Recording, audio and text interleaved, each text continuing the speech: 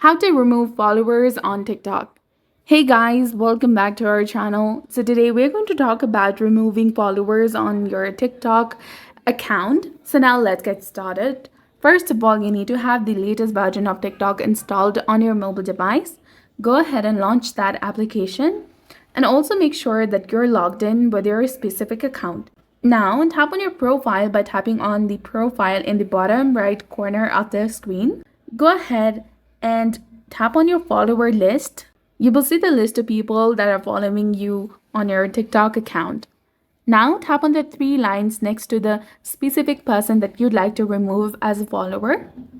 You will get the option of remove this follower. Tap on that. And you need to tap on remove again to confirm. And this person will no longer follow you and they won't be notified that you removed them. And they will no longer be following you on the TikTok app.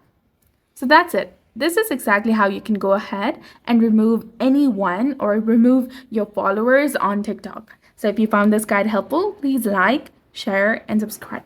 Thanks for watching.